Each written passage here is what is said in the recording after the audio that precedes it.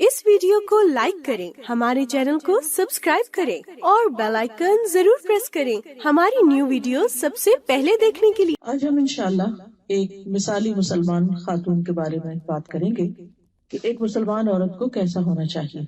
कुरान मजीद में अल्लाह सुब्हानहू तआला मुसलमान औरत, मोमिन औरत, फर्माबरदार औरत और दीगर सिफात पर मुश्तमिल खातून की सिफात मर्दों के साथ साथ कुछ यूं बयान करते हैं। सूरत अल अहज़ाब की आयत नंबर 35 में अल्लाह ताला फरमाते हैं, यकीनन मुसलमान मर्द और मुसलमान औरतें, मोमिन मर्द और मोमिन औरतें, फर्माबरदार मर्द और फर्माबरदार औरतें, सच बोलने वाले मर्द, सच बोलने वाली औरतें, सब्र करने वाले मर्द और सब्र करने वाली औरतें, खुशू करने वाले मर्द और खुशू करने वाली औरतें, सदका देने वाले मर्द और सदका देने वाली औरतें, रोजा रखने वाले मर्द और रोजा रखने वाली औरतें, और अपनी शर्मगाहों की हिफाजत करने वाले मर्द और शर्मगाहों की हिफाजत करने वाली औरतें, और अल्लाह को बहुत ज्यादा याद करने वाले मर्द और बहुत ज्यादा याद करने वाली औरतें। इन सब के लिए अल्लाह ने बख्शिश और बहुत बड़ा अजर तैयार कर रखा है। सूरत अल अहज़ाब की इस आयत से पता चलता है कि अल्लाह सुब्हानहू तआला मुसलमान औरतों से कुछ चीजों का तकाजा करते हैं। कुछ खूबियां ऐसी हैं कि जो अगर उनमें पाई जाएं तो वो पसंदीदा खवातीन हो सकती।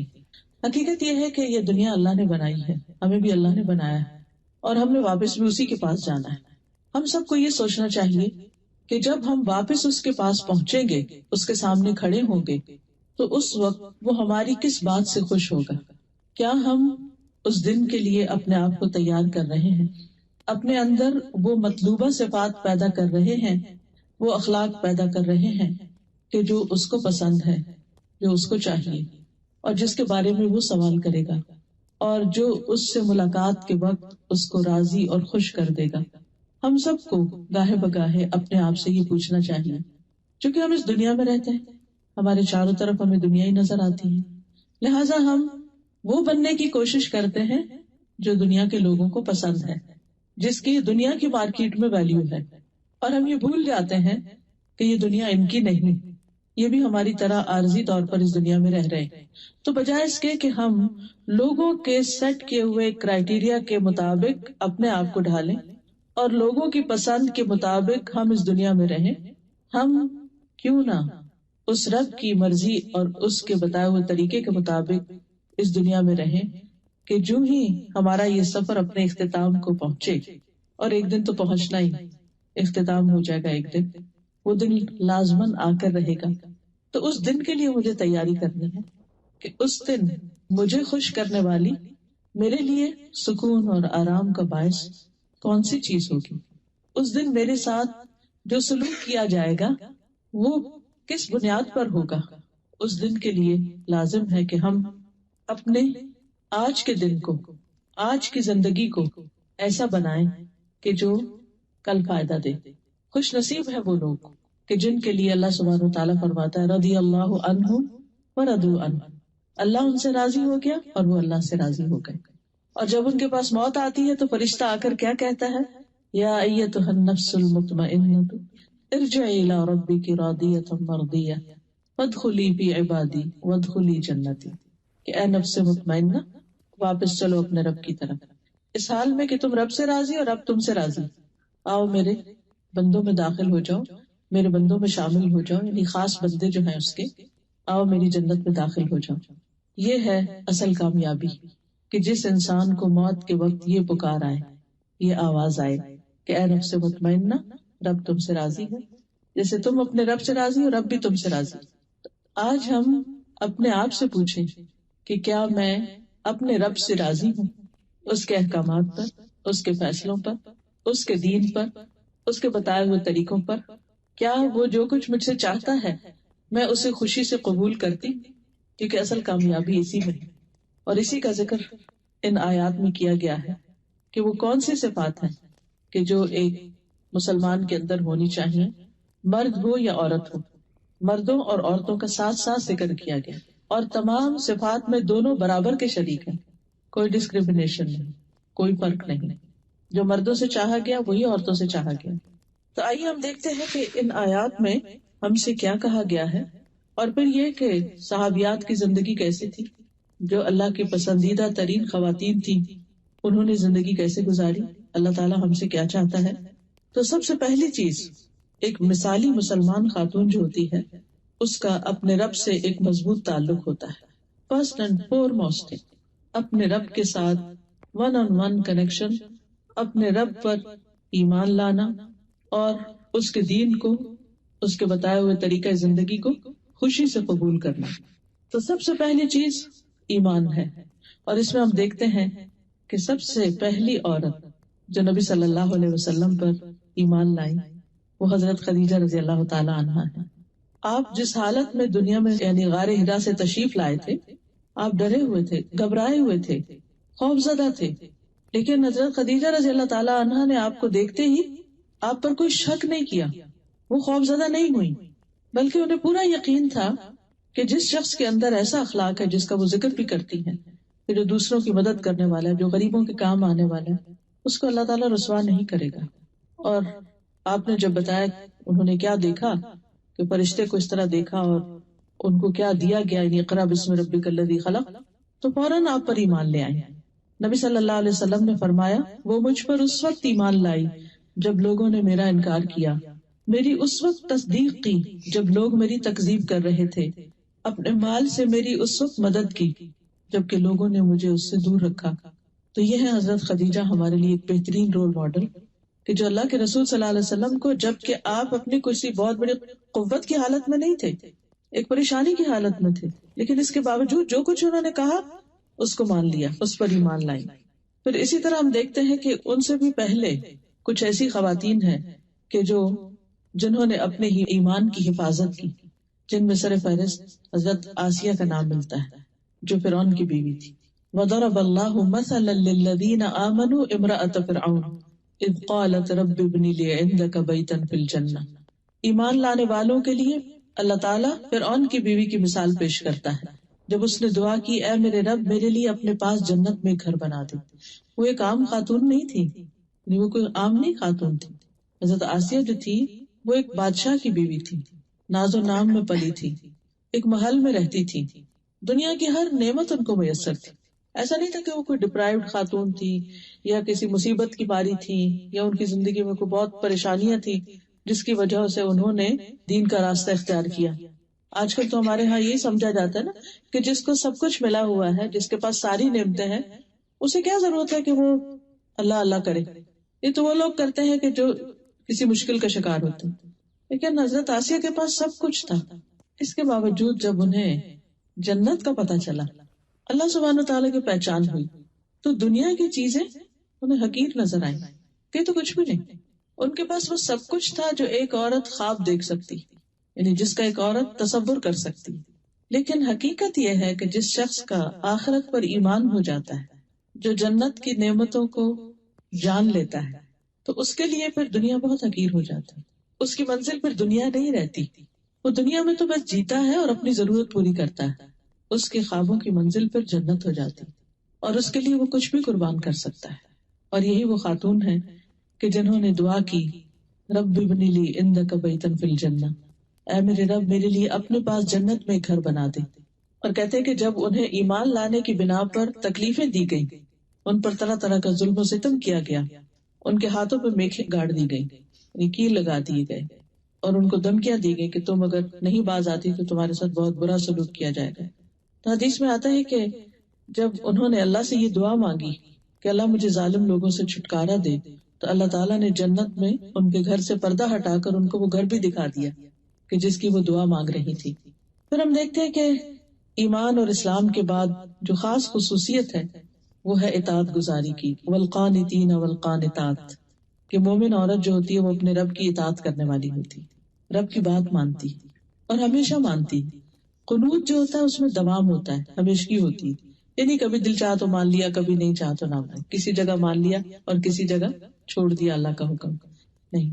قانتین وہ ہوتے ہیں کہ جو ہمیشہ ہر جگہ ہر موقع پر اللہ کی بات کو پریفرنس دیتے ہیں، اللہ کی اطاعت کرتے ہیں۔ اور اس میں ہم دیکھتے ہیں حضرت مریم کی مثال۔ قرآن مجید میں اللہ تعالیٰ فرماتے ہیں وَمَرْيَمَ ابْنَتَ عِمْرَانَ الَّتِي أَحْصَنَتْ فَرْجَهَا فنفخنا فیہ من روحنا وصدقت بکلمات ربها وکتبہ وکانت من القانتین۔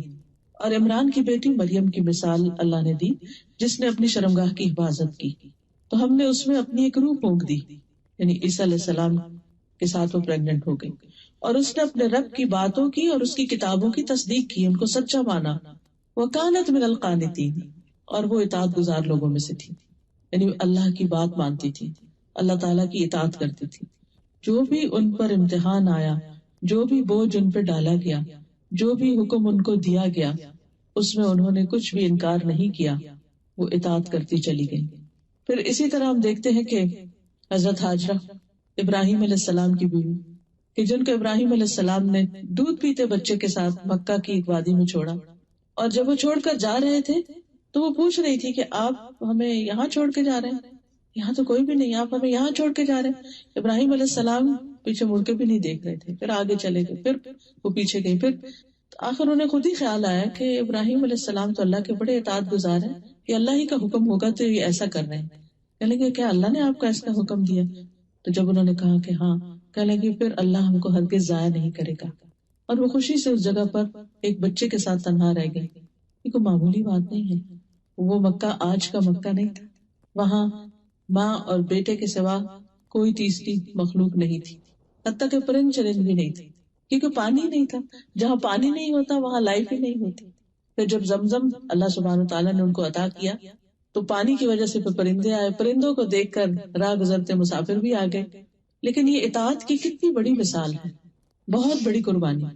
اور یہ بھی آپ دیکھیے کہ مصر کی رہنے والی تھی، ایک ترقی یافتہ ملک تھا، اور ایک بادشاہ کے پاس تھی جس نے حضرت سارہ کے ساتھ برا سلوک کرنا چاہا، تو اللہ سبحانہ تعالیٰ نے اس کے اوپر یعنی اس کو روک دیا ان کی دعا سے۔ حضرت سارہ نے جب دعا کی اور پھر جب وہ وہاں سے جانے لگے ابراہیم علیہ السلام، تو بادشاہ جیسے اس زمانے میں تو انسان بھی بکتے تھے اور انسانوں کو ایسے بھیڑ بکریوں کی طرح تحفے میں دے دیتے تھے، تو حضرت ہاجرہ کو اس بادشاہ نے، جو مصر کا بادشاہ تھا، اس نے ابراہیم علیہ السلام کو تحفے میں دیا تھا۔ اب یہاں آپ دیکھیے کہ ان کا نہ کوئی گھر ہے، نہ کوئی خاندان، نہ کوئی رشتہ دار، کوئی بھی نہیں، نو ون، اس قدر آئسولیشن۔ ہم دیکھیے کہ کینیڈا میں آنے کے بعد جب سب کچھ لوگوں کو مل جاتا ہے، کیوں ڈپریشن میں چلے جاتے ہیں، کیوں دکھی رہتے ہیں، کیوں پریشان ہوتے ہیں؟ بھئی سب کچھ ہے، اب اور کیا چاہیے؟ وہاں پاکستان میں تو سسرال بھی تنگ کرتا تھا اور رشتہ دار بھی پریشان کرتے تھے، اور جاب بھی بہت اچھی نہیں تھی، گھر بھی بہت اچھا نہیں تھا، یہاں تو وہ سب مسئلے حل ہو گئے، اب تو کوئی مسئلہ رہنا نہیں چاہیے۔ لیکن سب کچھ ملنے کے باوجود دل خوش نہیں ہے، تو یہاں کچھ نہ ہونے کے باوجود اطمینان ہے، ایسا توکل، ایسا یقین کہ اللہ ہمیں ہرگز ضائع کرے گا ہی نہیں، ہمارے ساتھ اچھا ہی ہوگا۔ اس کو کہتے ہیں اسلام، کہ اللہ کے فیصلوں پہ سر تسلیم خم کر دینا، راضی ہو جانا کہ میں اس پر راضی ہوں۔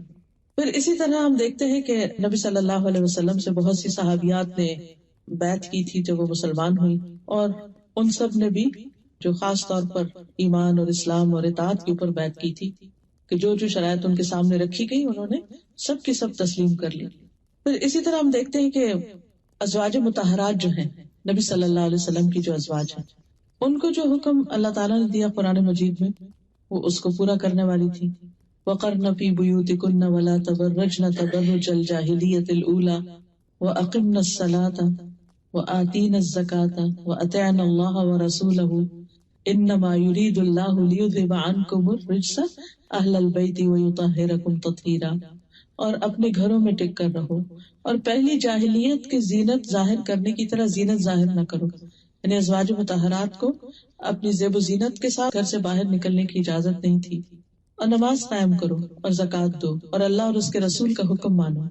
اللہ تو یہی چاہتا ہے کہ تم سے گندگی دور کر دے، یعنی کچھ ظاہر کی اور کچھ باطن کی، کیونکہ نماز جو ہے وہ انسان کا تزکیہ کرتی ہے، زکوٰۃ جو ہے وہ مال کا تزکیہ کرتے ہیں، اور اسی طرح جب انسان ایک مسلمان خاتون اپنے آپ کو حجاب کے اندر باہر لے کے جاتی ہے تو بہت ساری بری نظروں سے اپنے آپ کو بچاتی ہے۔ تو اللہ تعالیٰ فرماتے ہیں کہ یہ احکامات اس لیے دیے جا رہے ہیں تاکہ تم سے سب گندگیاں دور کر دے اور تمہیں خوب پاک کر دے۔ وَيُطَهِّرَكُمْ تَطْهِيرًا۔ پھر اسی طرح یہ ہے کہ اطاعت میں سب سے پہلے تو عبادات میں اطاعت آتی ہے، نماز روزے کی پابندی آتی، تو ایک مسلمان خاتون سب سے پہلے اللہ تعالیٰ کا حق ادا کرنے والی ہوتی ہے، عبد الرحمن بن عوف سے مروی ہے رسول اللہ صلی اللہ علیہ وسلم نے فرمایا جو عورت 5 وقت کی نماز پڑھتی ہو، ماہ رمضان کے روزے رکھتی ہو، اپنی شرمگاہ کی حفاظت کرتی ہو، اپنے شوہر کی اطاعت کرتی ہو، اس سے کہا جائے گا جنت کے جس دروازے سے داخل ہونا چاہو داخل ہو جاؤ.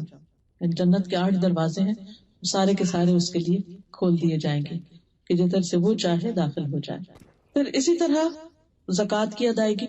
مسلمان خواتین نے ہمیشہ اپنے مال کی خود زکوٰۃ دی ہے. ہمارے یہاں تو یہی سوال ختم نہیں ہوتا کہ وہ جی ہمیں شادی پر زیور پڑا تھا، وہ سسرال کا اتنا تھا، میکے کا اتنا تھا، ہم تو کماتے نہیں تو ہم زکوٰۃ کہاں سے دیں؟ نہیں، وہ جو مال ہے اسی کے اندر سے زکوٰۃ نکالنی ہے. اسما بنت یزید کہتی ہیں کہ میں اور میری خالہ حضور صلی اللہ علیہ وسلم کی خدمت میں حاضر ہوئی.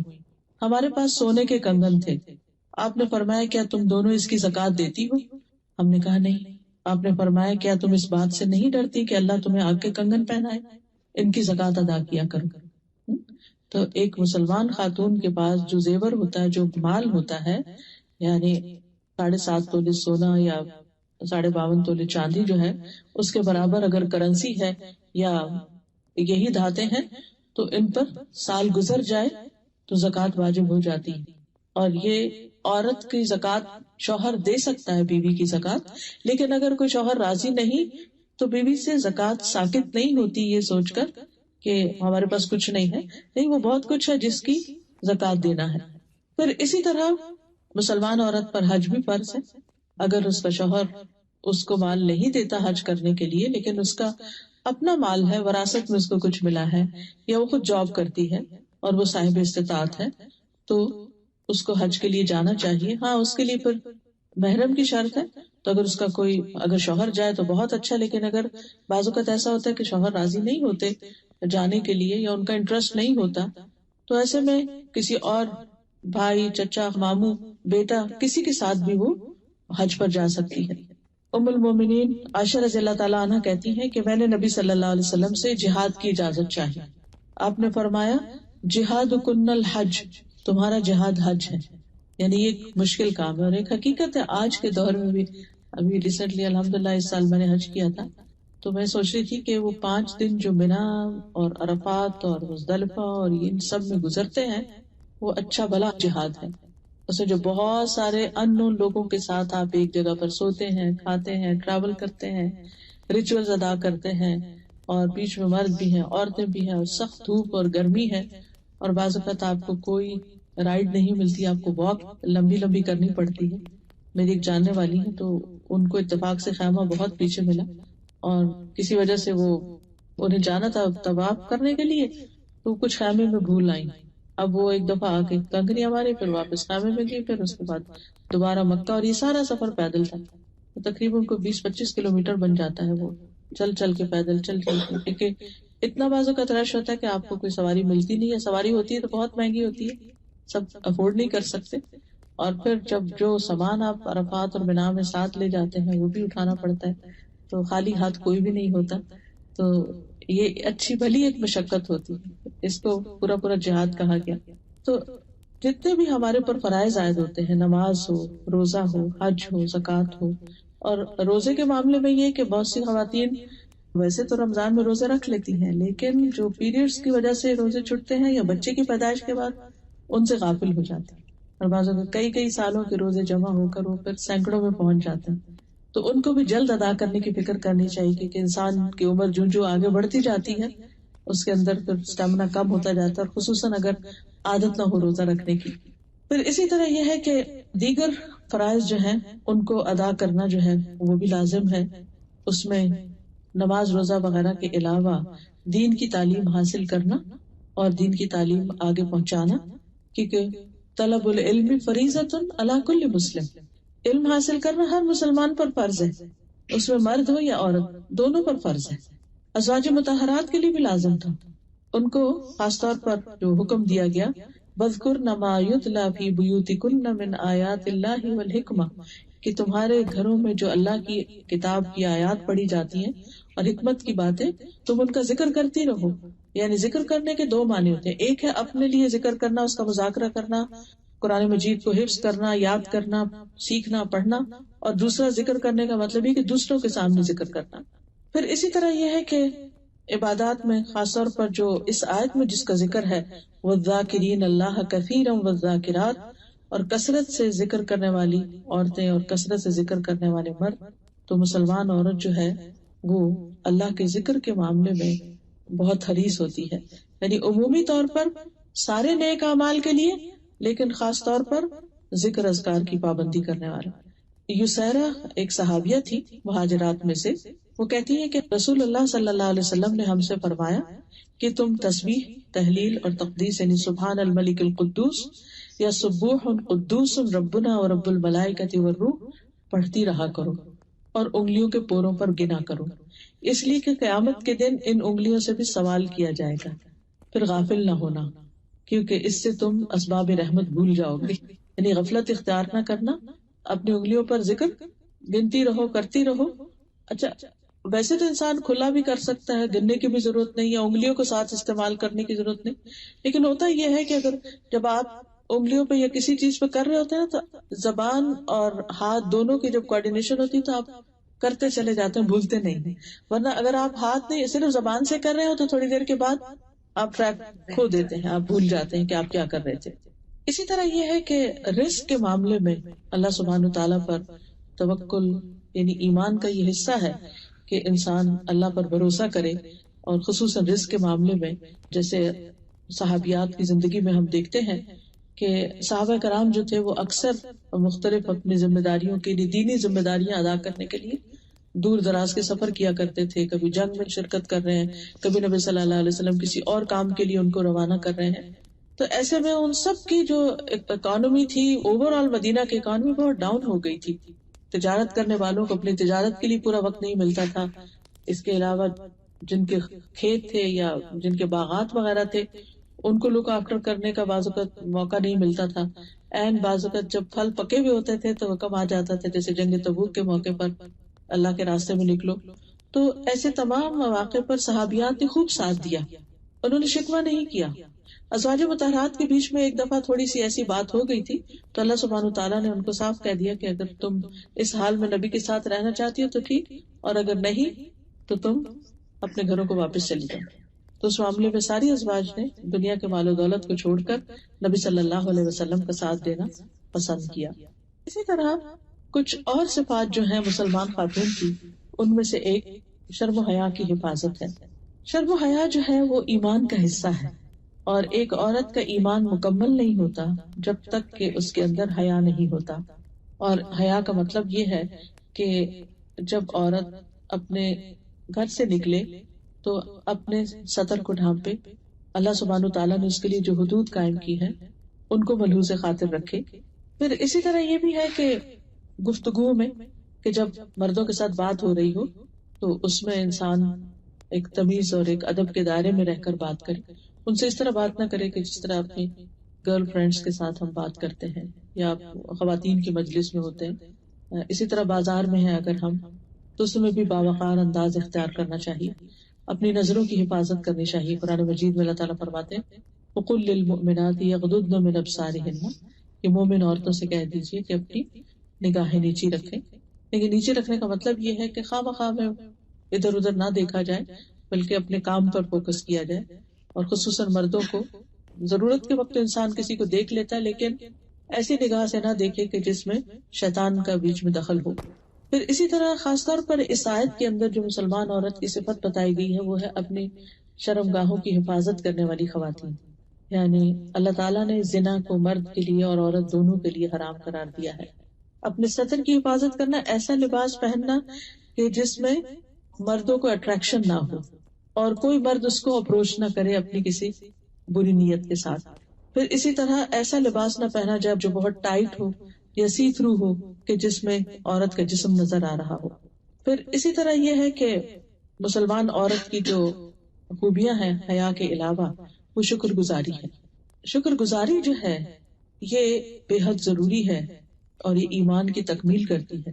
اگر ہم قرآن مجید کا آغاز دیکھیں تو اس میں الحمدللہ رب العالمین سے بات شروع ہوتی ہے، یہ سب تعریف سب شکر اللہ کے لیے جو رب العالمین ہے۔ اور شکر گزاری جب انسان کے اندر ہوتی ہے، قناعت ہوتی ہے، تو انسان کو اطمینان نصیب ہوتا ہے۔ وہ جو بات کی تھی نا میں نے کہ جب فرشتے آ کے کہیں گے یا ایتھا النفس المطمئنہ، تو وہ نفس مطمئنہ شکر گزاری کے ساتھ ہی حاصل ہوتا ہے. اور اس میں شکر گزاری کیا ہے کہ انسان شکوے شکایات نہ کرے.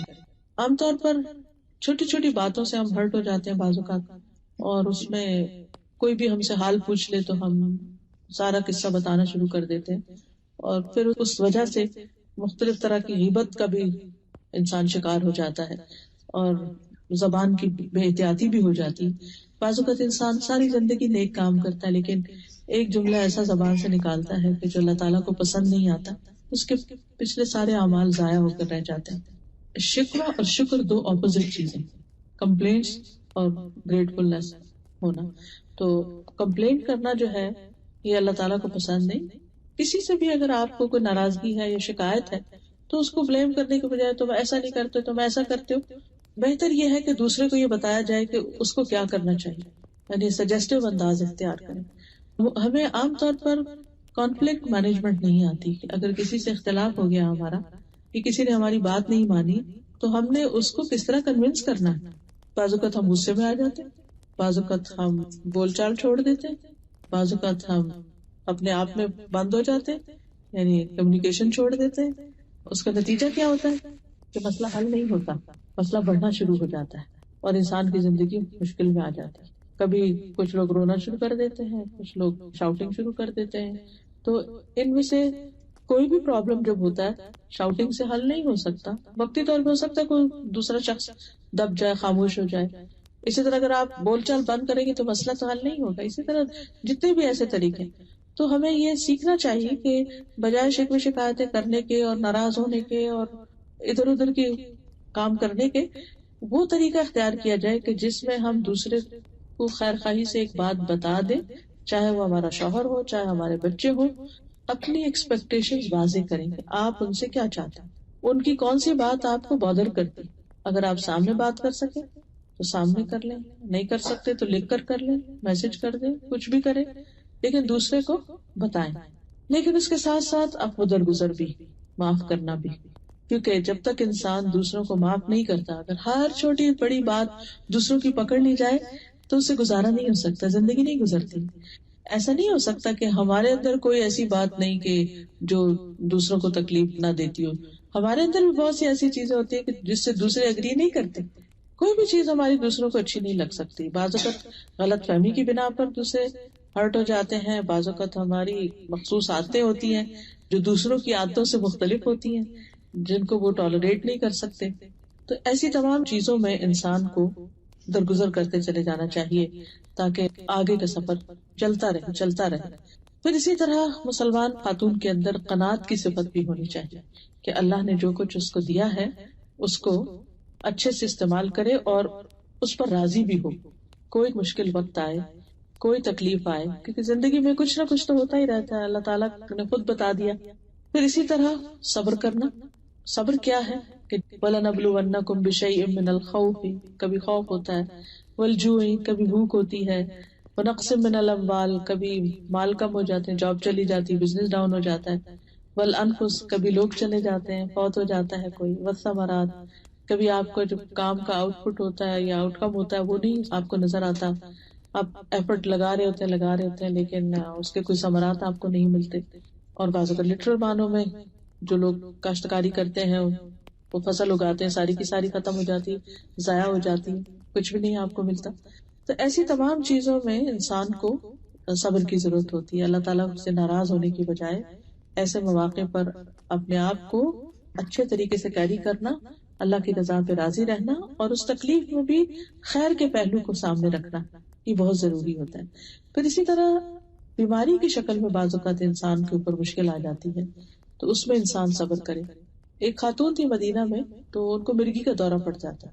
وہ نبی صلی اللہ علیہ وسلم کے پاس سے کہنے لگی اللہ کے رسول صلی اللہ علیہ وسلم آپ دعا کر دیں کیونکہ جب مجھے یہ فٹ پڑتا ہے تو میرا جسم کا سطر بھی کھل جاتا ہے، بے ہوش ہو کے گر جاتی ہوں، مجھے پتہ نہیں چلتا. آپ نے فرمایا اگر تم چاہو تو میں تمہارے لیے دعا کرتا ہوں، لیکن اگر تم صبر کرو اس بیماری پر تو تمہارے لیے جنت ہے. کہنے لگی کہ میں صبر کروں گی، آپ بس یہ دعا کر دیں کہ جب میں اس تکلیف میں ہوں تو میرا سطر نہ کھلے. کتنی فکر تھی اس کو، تو آپ نے اس کے لیے دعا کی، اس کے بعد اس کا سطر نہیں کھلا. تو اس بارے میں عطا بن ابی رباح جو ایک تابعی ہیں وہ کہتے ہیں کہ ابن عباس نے مجھ سے کہا کہ میں تمہیں ایک جنتی عورت دکھاؤں. میں نے عرض کیا کیوں نہیں؟ فرمایا یہ سیاہ فام عورت جو ہے یہ نبی صلی اللہ علیہ وسلم کی خدمت میں حاضر ہوئی تھی تو آپ نے اس کو جنت کی بشارت دی تھی. بعض تکلیفیں انسان کو لگ جاتی ہیں, بعض بیماریاں ایسی ہوتی ہیں کہ علاج کے باوجود, دعا کے باوجود, سارے کام کر لینے کے باوجود وہ تکلیف دور نہیں ہوتی. ایسے میں انسان پھر بھی صبر کرے اور اللہ کی رضا پر راضی رہے, کیونکہ مومن کو تو ایک کانٹا بھی چبھتا ہے تو اس کے لیے اجر ہی اجر ہوتا ہے. تو کوئی بھی چھوٹی تکلیف ہو یا بڑی تکلیف, اس پر صبر اجر کی نیت سے کرتے رہے.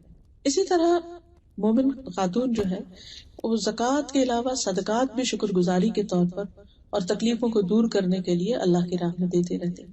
حضرت عائشہ کہتی ہے کہ رسول اللہ صلی اللہ علیہ وسلم نے فرمایا تم میں سے سب سے پہلے مجھ سے وہ ملے گی جس کے ہاتھ سب سے لمبے. تو ازواج مطہرات ایک دوسرے سے اپنے ہاتھ ملا ملا کے دیکھتی تھی کس کے ہاتھ لمبے ہیں. سب سے زیادہ لمبے ہاتھ جو تھے وہ زینب کے تھے, کیونکہ سب سے پہلے وہ فوت ہوئی, کیونکہ اپنے ہاتھ سے محنت کرتی, کماتی اور صدقہ خیرات دیتی. تو اس سے یہ پتہ چلتا ہے کہ عورت کے لیے کام کر کے کمانا اسلام میں منع نہیں ہے.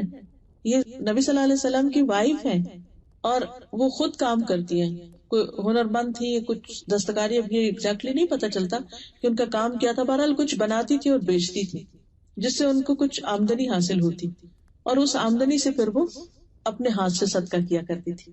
پھر اسی طرح ہم دیکھتے ہیں کہ عبداللہ بن زبیر کہتے ہیں کہ میری خالہ عائشہ اور میری امی اسما جو تھی, دونوں بہت زیادہ صدقہ کرنے والی خواتین تھی.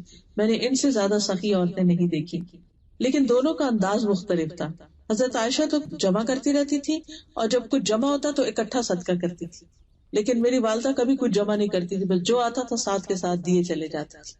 بعض اوقات ہم یہ سوچتے ہیں کہ ہاں ہمارے ہسبینڈ ہر مہینے انہوں نے وظیفے مقرر کر رکھے ہیں, یہاں بھی خرچ کرتے ہیں وہاں بھی کرتے ہیں. وہ بے شک کریں, لیکن آپ خود بھی کریں.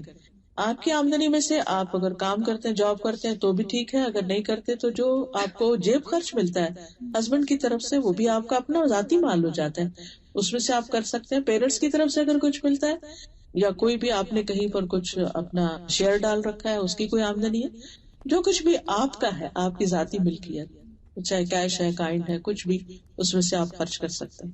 اور پھر یہ ہے کہ اس معاملے میں اپنے شوہر سے بھی تعاون کرنا چاہیے.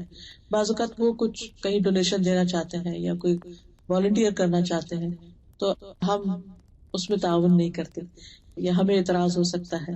تو ایسے میں اگر آپ سفارش کر دیں یا آپ ان کو انکریج کریں تو جو کچھ وہ کریں گے اس کا بھی اجر آپ کو ملے گا. اور اس میں ہم دیکھتے ہیں کہ ایک انصاری خاتون تھی, ان کے شوہر نبی صلی اللہ علیہ وسلم کے گیسٹ کو لے کر آ گئے اور بچے رو رہے تھے بھوک سے, لیکن کھانا بس اتنا تھا کہ بچوں کو یا کھلاتے یا پھر مہمان کو کھلاتے. انہوں نے بچوں کو اسی طرح سلا دیا اور خود بھی بھوکے تھے اور بہانے سے چراغ بجھا کے سارا کھانا مہمان کو کھلا دیا. جب تک گھر کی ایک عورت اپنے شوہر سے یہ تعاون نہیں کرتی, ایسا صدقہ خیرات تو ہو ہی نہیں سکتا, ایسی نیکی کا کام تو ہو ہی نہیں سکتا. ایسے میں ایک دوسرے کے ساتھ اچھے کاموں میں کوآپریٹ کرنا جو ہے وہ بہت ضروری ہوتا ہے. پھر اسی طرح حضرت عائشہ رضی اللہ تعالی عنہا جو تھی وہ بھی اپنے گھر میں جو کچھ ہوتا تھا وہ خرچ کرتی. کہتی ہے کہ ایک دفعہ ایک فقیر آیا تو نبی صلی اللہ علیہ وسلم گھر میں تھے, میں نے اس کو کچھ دینے کا حکم دیا. تو جو لے کر جا رہی تھی فقیر کو دینے کے لیے, گھر کی کوئی سرونٹ ہوگی کچھ, تو پہلے اس کو بلایا, ادھر لاؤ دکھاؤ کیا دے رہی. جیسے ہم لوگ کی عادت ہوتی ہے نا کہ اگر بچوں کو کچھ کریں, اچھا جاؤ یہ لے جاؤ, یہ کچھ دکھاؤ کیا لے کے جاؤ. تو بہرحال آپ صلی اللہ علیہ وسلم دیکھ رہے تھے, آپ نے فرمایا تم یہ چاہتی کہ تمہارے علم کے بغیر گھر میں کوئی چیز آئے جائے نہیں. یعنی یہ عورتوں کی ایک خاص وہ ہوتی ہے نا کہ اچھا کچن میں اگر گروسری بھی لا کے رکھے نا, اس کو میرے اندر تو ویکنس ہے, جب گروسری بھی لا کے رکھے تو میں کہتی ہے کہ اس کو اب کوئی ہاتھ نہ لگائے, میں خود رکھوں گی. کیونکہ ہوتا ہی ہے کہ جب وہ نکالنی ہوتی ہے وہ کہیں سے کئی چیزیں فریج میں ڈال دیتے ہیں اور پھر ٹائم اتنا کم ہوتا ہے کہ پھر جلدی نکالنی مشکل ہوتی ہے. تو میں کہتی بہت بڑا احسان ہوگا, ہر چیز ادھر ہی چھوڑ دے. تو اور اگر کسی کو دینا ہے تو میں کہتی ہوں ہمیشہ مجھ سے پوچھ کر دے, تاکہ میں اس چیز کو ڈھونڈتی نہ پھروں کہ وہ کہاں گئی, ہے بھی کہ نہیں. تو بہرحال آپ صلی اللہ علیہ وسلم نوٹ کر رہے تھے کہ حضرت عائشہ کیا کر رہی ہیں. پہلے خود ہی کہا دو, پھر جب دینے لگے کہا اچھا کیا دے رہے. بہرحال تو حضرت عائشہ کہتے ہیں جی ہاں میں نے ایسا ہی کیا. تو آپ نے فرمایا ٹھہرو عائشہ, تم گن گن کر نہ دو ورنہ اللہ بھی تمہیں گن گن کر دے گا, بس جو دے رہے ہیں دے دو. پھر اسی طرح یہ ہے کہ زبان کی حفاظت. ایک مسلمان مثالی خاتون جو ہوتی ہے وہ اپنی زبان کی بہت کیئر کرتی ہے, کیونکہ زبان سے انسان سب کیے کرائے کو ضائع کر دیتا ہے. بعض اوقات ہم سارا دن گھر کا کام کر رہے ہوتے ہیں, کھانا بھی پکا رہی ہے, صفائی بھی کر رہی, کلیننگ, لانڈری, سب کچھ کر. جب بچے اسکول سے واپس آتے ہیں ہم چھوٹی چھوٹی بات پر سارے دن کی تھکاوٹ کا غصہ ان پہ نکالنا شروع کر دیتے. تو وہ ایک اپنے کمرے میں چلا گیا, ایک اوپر چلا گیا, ایک نیچے چلا گیا, کھانا نہیں کھایا, پھر اپنا ہی دل برا ہوتا ہے کہ اچھا تھوڑا صبر ہی کر لیتے. تو یہ کہ خصوصاً جب کوئی گھر آ رہا ہو, چاہے کتنی بھی بڑی غلطی کر کے آ رہا ہو, لیکن اس وقت ویلکم کر لیں اس کو, اور پھر آرام سے بٹھا کے اس کو سمجھائیں جب سمجھانے کا وقت ہو. اس میں ہمیں حضرت ام سلیم کی جو کہانی ہے وہ سب نے سن رکھی ہوگی. کسی نے ان کا بیٹا فوت ہو گیا اور بیٹے کو ڈھانک دیا, بیمار تھا. شوہر نے آگے پوچھا بھی, سفر پہ گئے ہوئے تھے, پیچھے سے فوت ہوا. اسے کہ کیا حال ہے بچے کا, کہنے پہلے سے ٹھیک ہے. اور پھر جو ان کو کھانا کھلایا, خوش کیا, سب کچھ کیا, اور اس کے بعد بہت اچھے سے پوچھا اگر کوئی امانت تمہارے پاس رکھے اور پھر واپس لے لے تو تم کیا کرو گے؟ تو واپس کروں گا. تمہارا بیٹا بھی اللہ کی امانت تھا, اللہ نے واپس لے لیا. کیا تربیت ہے, کیا انداز ہے. یعنی یہ ہے اخلاق اور یہ ہے کردار کے اعلیٰ ترین نمونے کہ بڑے سے بڑے غم پر اتنا. یعنی آپ دیکھیے کہ اگر ہمیں اپنے بچوں کے بارے میں ایک اوپر سے دم کی بھی آواز ہونے کا لگتا ہے گرا ہے, ہمارا دل پکڑا جاتا ہے اور ہم وہیں سے بولنا شروع کر دیتے ہیں کیا کیا, یعنی فوراً ہم ایک پینک کی خود ہی کریٹ کر دیں گے. ہمارے دل بہت چھوٹے, ہمیں دعا کثرت سے مانگنی چاہیے, رب اشرح لی صدری, اللہ میرے سینے کو کھول دے. یہ صرف پڑھنے کے معاملے میں نہیں بلکہ ہر معاملے میں, صدقہ خیرات کے معاملے میں بھی, دوسروں کو معاف کرنے کے معاملے میں بھی, اور باقی چیزوں میں بھی. اور خاص طور پر یہ ہے کہ زبان سے کسی کو تکلیف نہ دی جائے. ابو ہریرہ کہتے ہیں کہ ایک آدمی نے کہا اللہ کے رسول صلی اللہ علیہ وسلم, فلاں عورت کثرت سے نماز, روزہ, صدقے میں مشہور ہے, لیکن اپنی زبان سے پڑوسیوں کو تنگ کرتی, ستاتی. فرمایا وہ جہنمی ہے. نماز بھی پڑھ رہی ہے, روزہ رکھ رہی ہے, صدقہ کر رہی ہے, لیکن باتیں زبان کنٹرول میں نہیں. پھر اس شخص نے کہا کہ اللہ کے رسول صلی اللہ علیہ وسلم, فلاں عورت نماز, روزہ اور صدقہ کی کمی میں مشہور ہے, بس فرائض ادا کرتی, وہ پنیر کے صرف چند ٹکڑے صدقہ کرتی ہے, لیکن اپنی زبان سے اپنی پڑوسیوں کو تنگ نہیں کرتی. آپ نے فرمایا وہ جنتی. ایک زبان کتنا بڑا ڈفرنس کریٹ کر دیتی, اس پر کام کرنے کی ضرورت. لیکن صرف زبان کنٹرول نہیں ہو سکتی جب تک دل کی اصلاح نہ ہو, کیونکہ زبان تو دل کا آئینہ ہے. ابن الجوزی نے کہا نا کہ امام ابن القیم الجوزی نے کہا کہ دل کی مثال ایک دیگ کی طرح ہے, زبان جو ہے وہ ایک چمچ کی طرح ہے. تو جو دیگ میں ہوتا ہے نا وہی چمچ باہر نکالتا ہے, کچھ اور نہیں آتا. جو ہمارے دلوں میں ہوتا ہے وہی زبانوں سے نکلتا ہے. اور اس میں خاص طور پر مومن جو ہے وہ لان تان کرنے والا نہیں ہوتا, فحش کو نہیں ہوتا. پھر اسی طرح کسی کی عیب جوئی نہ کی جائے. حضرت عائشہ نے ایک دفعہ حضرت صفیہ کے قد کے بارے میں کہا کہ ان کا قد چھوٹا ہے, وہ لفظ یوز کیا ایسا. آپ نے فرمایا کہ تم نے ایسی بات کی ہے کہ اگر سمندر میں ڈالی جائے تو سمندر کڑوا ہو جائے. پھر اسی طرح یہ ہے کہ صلہ رحمی, رشتے داروں کے ساتھ بنا کے اچھا سلوک کرنا. اس میں خاص طور پر آپ صلی اللہ علیہ وسلم نے حضرت اسما کو تاکید کی تھی کہ وہ اپنی والدہ کے ساتھ صلہ رحمی کرے, جبکہ وہ ابھی اسلام نہیں لائی تھی, لیکن مکہ سے صرف کسی مدد کے لیے اپنی بیٹی کے پاس آئی تھی, مدد لینے کے لیے. ام شریک انصار میں سے ایک غنی عورت تھی, مالدار عورت تھی, اللہ کے راستے میں بہت خرچ کرتی تھی. ان کے گھر میں بہت مہمان آتے تھے. آپ کو یاد ہوگا کہ جب ایک خاتون کو طلاق ہوئی تھی اور ان کو عدت گزارنا تھی اپنی, تو آپ صلی اللہ علیہ وسلم نے ان کا گھر تجویز کیا تھا, لیکن ساتھ ہی فرمایا کہ ان کے گھر میں لوگ بہت آتے ہیں تو تمہارا رہنا مناسب نہیں ہوا. پھر اسی طرح نرم دلی, نبی صلی اللہ علیہ وسلم نے خاص طور پر حضرت عائشہ سے کہا کہ اے عائشہ, اللہ سے ڈرنا اور نرمی اختیار کرنا, یعنی نرمی کو اپنے اوپر لازم کر لو, کیونکہ نرمی جس چیز میں ہوتی ہے اسے خوبصورت بنا دیتی, اور جس چیز سے کھینچ لی جاتی ہے اسے بدنما کر دیتی. پھر اسی طرح حقوق العباد میں سے یہ بات بھی ہے کہ دوسروں کے ساتھ اپنے پڑوسیوں کی, رشتے داروں کی, باقی لوگوں کی خبر رکھنا کہ کس حال میں ہے, کسی مالی مدد کی ضرورت ہے ان کو, یا جسمانی مدد کی ضرورت ہے, کوئی بیمار تو نہیں, کسی کو اور کچھ مشکل تو نہیں. ابراہیم کہتے ہیں کہ میری بیوی بیمار پڑ گئی تو اس زمانے میں میں ام درداء کے پاس جایا کرتا تھا, یہ فقیہہ عورت تھی. جب میں جاتا تو وہ پوچھتی تمہاری بیوی کیسے, میں کہتا کہ بیمار ہے, تو وہ کھانا منگواتی اور میں کھانا کھاتا, کیونکہ گھر سے کھانا نہیں کھا کے آیا ہوتا تھا. اس کے بعد واپس آتا. ایک مرتبہ میں ان کے پاس آیا تو بولی اب اس کا کیا حال ہے. میں نے کہا تقریباً ٹھیک ہے. انہوں نے کہا جب تم کہتے تھے کہ وہ بیمار ہے تو میں تمہارے لیے کھانا منگواتی تھی, اور اب تم کہتے ہو کہ قریب قریب صحیح ہے تو اب میں تمہارے لیے کچھ نہیں منگواؤں گی. اسی طرح ایک خاتون تھی مدینہ میں, صحیح بخاری میں ان کا واقعہ آتا ہے. یہ ہر جمعے کو خاص کھانا بنا کر صحابہ کو کھلاتی تھی. سہل بن سعد کہتے ہیں ہمیں جمعے کے دن کی بہت خوشی ہوتی تھی. ایک بزرگ خاتون تھی، وہ چکندر کی جڑیں لے کر اپنی ہانڈی میں پکاتی تھی اور اوپر سے کچھ جو کے دانے اس میں ڈال دیتی، چکندر جو ملا کے پکاتی. تو ہم جمعہ کی نماز پڑھ کر ان کی ملاقات کو جاتے، وہ ہمارے سامنے یہ کھانا رکھا کرتی. جمعہ کے دن ہمیں بڑی خوشی اسی وجہ سے رہتی کہ ہم جمعہ کے بعد، کیونکہ جمعہ پڑھ کر ہی ہم صبح کا کھانا کھایا کرتے تھے، اس سے پہلے کچھ نہیں کھاتے تھے. اور کہتے ہیں کہ اللہ کی قسم، نہ اس میں چربی ہوتی تھی نہ گھی ہوتا تھا، بس وہ ویجیٹیبل اور جو پکے ہوئے ہوتے تھے. آپ خود سوچیے کہ کیا ذائقہ ہوتا ہوگا، لیکن پھر اس کے باوجود صحابہ بہت خوش ہوتے تھے. پھر اسی طرح یہ ہے کہ اپنے گھر والوں کا خیال اور اپنے خاندان سے تعلق، اور گھر والوں میں خاص طور پر سب سے پہلا حق جو ہے وہ شادی کے بعد شوہر کا حق ہوتا ہے، اس کا خیال رکھنا اور اس کے حقوق کو ادا کرنا اور اس کے ساتھ وفادار رہنا. نبی صلی اللہ علیہ وسلم نے فرمایا، عورت اس وقت تک ایمان کی حلاوت نہیں پا سکتی، یعنی ایمان کی مٹھاس، سویٹنس نہیں پا سکتی جب تک کہ وہ شوہر کا حق ادا نہیں کرتی. یعنی ایک شادی شدہ عورت جتنے چاہے اچھے اچھے کام کرتی رہے، چاہے سارا گھر سجا کے رکھ دے، اچھے اچھے کھانے پکا کے رکھ دے اور بہت کچھ کما کے لا کے رکھ دے، کچھ بھی کر لے، لیکن اگر وہ شوہر کا حق ادا نہیں کرتی، اس کے ساتھ اس کا معاملہ درست نہیں، تو خوش نہیں رہ سکتی.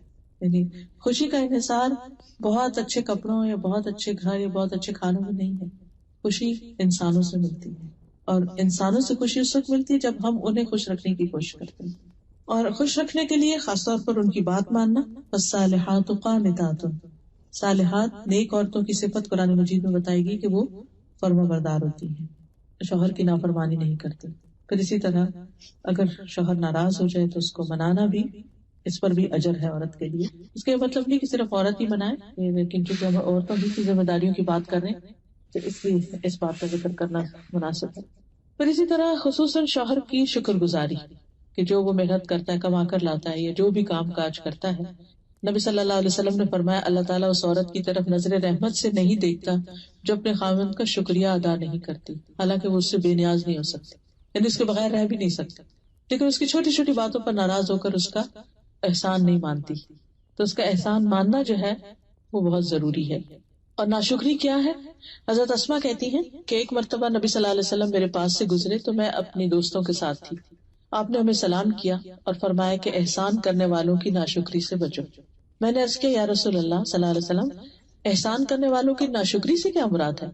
آپ نے فرمایا، ہو سکتا ہے کہ تم میں سے کوئی عورت اپنے ماں باپ کے گھر لمبا عرصہ بیٹھی رہی، یعنی کئی سال گزر گئے، ایج زیادہ ہو گئی، رشتہ نہیں آ رہا تھا، پھر اس کے بعد اللہ تعالیٰ نے اس کو شوہر دیا، رشتہ آیا، شادی ہوئی، اور اس کے ذریعے اللہ تعالیٰ پھر اولاد بھی دے دے، پھر کسی دن غصے میں آ کر ناشکری کرے اور یوں کہے کہ میں نے تجھ سے کوئی خیر نہیں پائی، مجھے یہاں کچھ بھی نہیں ملا. تو یہ کہنا جو ہے یہ ناشکری کے الفاظ ہیں.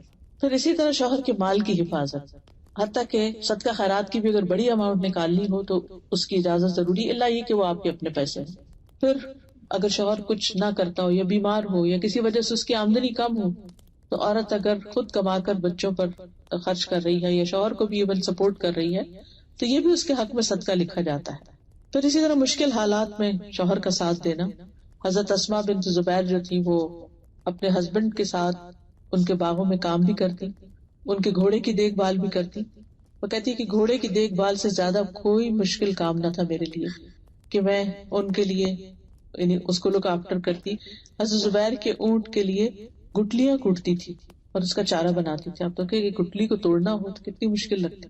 اور ان کے جانوروں کو پانی پلاتی، ان کے ڈول کو سیتی. کہتے کہ پھر کچھ عرصے کے بعد نبی صلی اللہ علیہ وسلم نے میرے پاس ایک خادم بھیج دیا اور میں گھوڑے اونٹ وغیرہ کی دیکھ بھال سے بری ذمہ ہو گئی.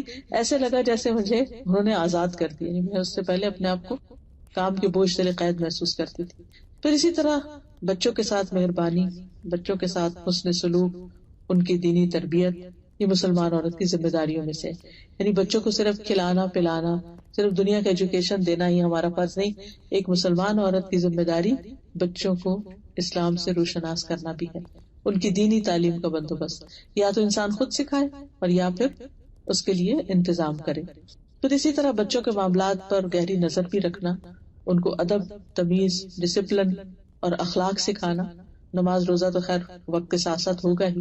اور پھر آخری بات یہ ہے کہ مسلمان عورت جو ہے وہ اپنے ذاتی عبادات، حقوق و لباد کے علاوہ دین کی خدمت میں بھی حصہ لیتی ہے. اور اس کے لیے سب سے پہلی چیز دین کی سمجھ بوجھ حاصل کرنا. نبی صلی اللہ علیہ وسلم نے انصار کی عورتوں کی تعریف فرمائی تھی کہ انصار کی عورتیں بہت اچھی ہیں جنہیں دین کی سمجھ بوجھ حاصل کرنے میں شرم مانے نہیں ہوتی. یعنی جس قسم کا بھی سوال ہوتا ہے وہ پوچھ لیتی. بعض لوگ ان کے دل میں سوال ہوتا ہے لیکن شرم کے بارے کہ لوگ کیا کہیں گے, یا جس سے پوچھ رہے وہ کیا کہے گا, میرے بارے میں پتہ نہیں کیا سوچے, تو وہ پوچھتے نہیں. لیکن یہ ہے کہ نبی صلی اللہ علیہ وسلم نے اس بات کی تعریف کی ہے جب ایک خاتون جو ہے یعنی دین کا علم حاصل کرتی ہے. اسی طرح ایک خاتون آپ کی خدمت میں حاضر ہوئی کہنے لگی کہ آپ سے ہمیشہ مردی استفادہ کرتے رہتے ہیں, آپ ہمارے لیے بھی کوئی دن مخصوص کریں کہ جس میں ہم آپ کے پاس آئیں اور آپ سے سیکھیں. تو آپ نے پھر سب کو ایک جگہ ایک دن بتا کر جمع کیا اور پھر اللہ نے جو آپ کو سکھایا تھا وہ ان خواتین کو سکھایا. پھر اسی طرح قرآن مجید کی روشنی میں امر بالمعروف اور نہی عن المنکر کی ذمہ داری بھی خواتین کی ہے. سورۃ التوبہ کی آیت نمبر 71 ہے, والمؤمنون والمؤمنات بعضهم اولیاء بعض یأمرون بالمعروف وینہون عن المنکر ویقیمون الصلاة ویؤتون الزکاة ویطیعون اللہ ورسولہ اولئک سیرحمہم اللہ ان اللہ عزیز حکیم. مومن مرد اور مومن عورتیں ان کے بعض کے دوست ہیں. وہ نیکی کا حکم دیتے ہیں, برائی سے منع کرتے ہیں, نماز قائم کرتے ہیں, زکوٰۃ دیتے ہیں, اللہ اور اس کے رسول کا حکم مانتے ہیں. یہی لوگ ہیں جن پر اللہ ضرور رحم کرے گا, بے شک اللہ غالب کمال حکمت والا ہے. تو اس میں آپ دیکھیے کہ نماز کا ذکر ہے, زکوٰۃ کا ذکر ہے, اللہ اور اس کے رسول کی اطاعت کا ذکر ہے, اور اس کے ساتھ ساتھ امر بالمعروف اور نہی عن المنکر کا, نیکی کا حکم دینا اور برائی سے روکنا. یہ اسلامی معاشرے کی ایک روح ہے. اس سے مسلمان جو ہے وہ خیر اور بھلائی کے کاموں میں آگے بڑھتے ہیں. پھر اسی طرح یہ ہے کہ صحابیات نے صرف تعلیم حاصل کرنے اور سکھانے کا ہی کام نہیں کیا, بلکہ وہ حضرت عمر جو تھے وہ شفا بنت عبداللہ سے مشورے بھی لیا کرتے تھے. وہ ان کی مشورہ کمیٹی کی رکن تھی, جسے آج کل ہوتا ہے نا کہ پارلیمنٹ کی رکن ہو یا کسی شورا کی رکن ہو.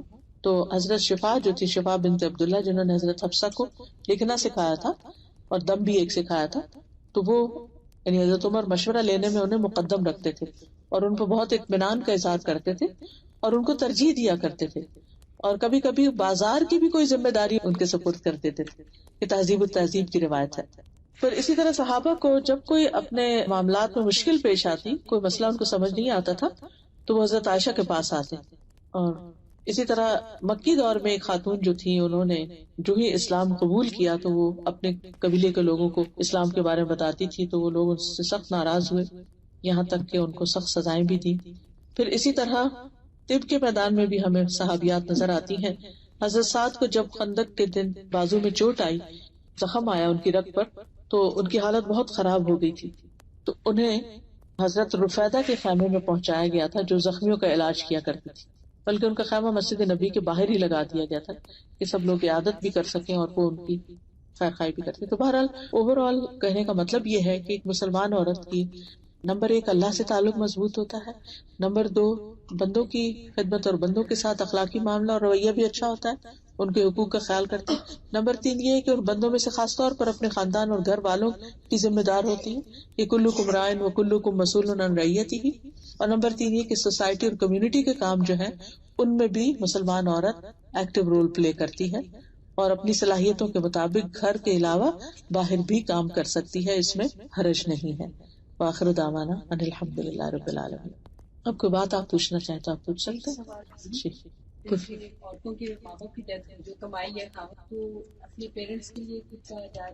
خاوند اگر کوئی بھی چیز آپ کو دے دیتا ہے جو آپ کی ہو جاتی ہے, مثلا منتھلی آپ کو ملتی ہے یا ہر کچھ عرصے کے بعد آپ کو کچھ رقم مل جاتی ہے, تو اس میں سے پھر آپ کر سکتے ہیں.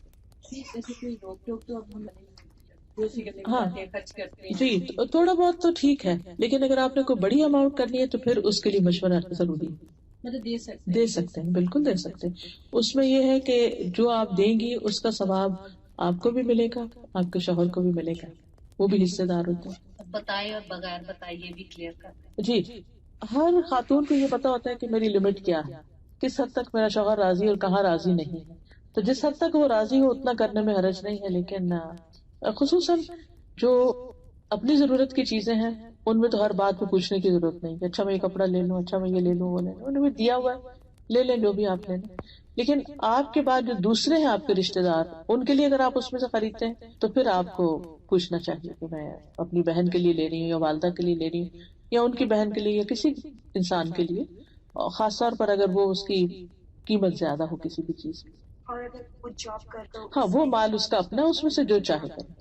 ابھی آپ نے ازواج مطہرات کا کہ وہ اپنے ہاتھ سے کام، اس کے بعد اس کا مطلب آپ نے عورتوں کا کام کرنا ناپسندیدہ نہیں ہے جی لیکن جیسے کہ نا اب پڑھائی صرف اس مقصد سے کی جائے کہ جی آگے جاب کرنی، جیسے اب بچیاں ہیں تو آگے صرف اسی مقصد سے علم حاصل کیا جائے کہ جی آگے جاب کرنا ہے، یہ کیریئر، اس میں کہیں کچھ فرق لگتا ہے؟ جی اس میں جب کانفلکٹ ہوتا ہے کہ ایک طرف کیریئر ہے اور ایک طرف آپ کا گھر اور بچے ہیں، تو آپ کی پرائرٹی گھر اور بچے ہوں گے. عورت کو تقریباً 10 سے 12 سال کا بیچ میں گیپ ایسا آتا ہے کہ جس میں اس کی پرائرٹی جو ہے اس کے بچے وغیرہ چھوٹے ہوتے ہیں. جب بچے سب اسکول گوئنگ ہو جاتے ہیں تو پھر دوبارہ اپنا کام شروع کر سکتی. لیکن بچوں کو اگنور کر کے کہ ان کا بالکل دین جا رہا ہے یا ان کی صحت جا رہی ہے یا ان کو اخلاق اور ادب سکھانے والا کوئی نہیں اور وہ بالکل ہی کسی اور کے اوپر ڈال کے اور وہ صرف کام کری، تو یہ ٹھیک نہیں ہے. اس میں پھر وہ عورت ہمیشہ خود بھی گلٹ میں رہتی ہے کہ میں اپنا اصل کام نہیں کری، کیونکہ اللہ تعالیٰ نے عورت کی جو ایک ہوتا ہے فرض اور ایک ہوتا ہے سنت اور نفل، ہر چیز میں یہ چیز ہوتی ہے. عورت کے جو فرائض ہیں اس میں کما کر لانا نہیں ہے، یہ obligatory نہیں ہے، اس پر یہ اس کے لیے نفل ہے، خوشی سے اگر کرنا چاہے تو کرے. لیکن اس کے اوپر بچوں کو پیدا کرنا، بچوں کی تربیت کرنا اور ان کو اچھا انسان بنانا، یہ بہرحال اس کی ذمہ داری ہے جس کے بارے میں اس سے پوچھا جائے گا. میں نے ابھی تک نمازیں پڑھی قرآن شریف کھول کے، ابھی حال میں نہیں سنتوں میں بھی کھول کے پڑھ سکتی، تو میں نے یہ پوچھنا کہ یہ صحیح بات ہے؟ جی پڑھ سکتے ہیں. تو صرف فرض میں جو فرض میں اصل میں کھول کے پڑھنے میں تھوڑا خشوع میں فرق آتا ہے، ٹھیک ہے نا. ابھی ہم نے جو آیت پڑھی اس کو میں ذرا دوبارہ دہرا دیتی ہوں.